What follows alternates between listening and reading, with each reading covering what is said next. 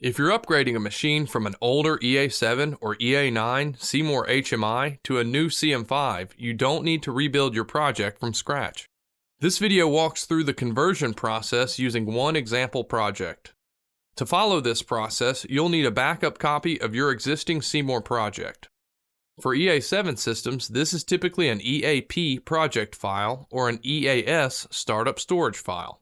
For EA9 systems, this is typically an EAP9 project file or an EAS9 startup storage file. In this example, we'll use an EAS startup storage file recovered from a USB backup of an EA7 project. First, open the EA9 programming software and open the project. If you're working with an EAP project file, it should appear immediately in the Open dialog.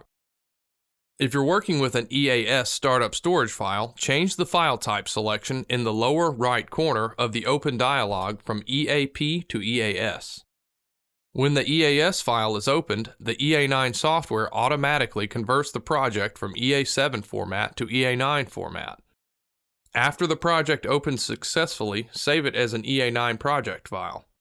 If you already have an EA9 project file or startup storage file, you can skip this step and open the project directly in the CM5 software. Next, open the CM5 software and load the EA9 project. The CM5 software will automatically convert the project to the CM5 platform. Make sure you select the correct panel type for your new CM5.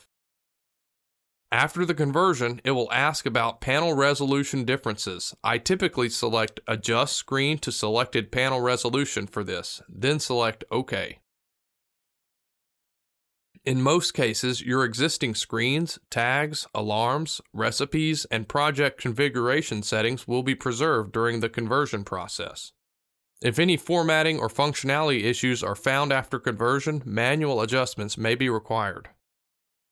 Before downloading the project to your new CM5 HMI, review the screens and operation carefully to ensure everything appears as expected.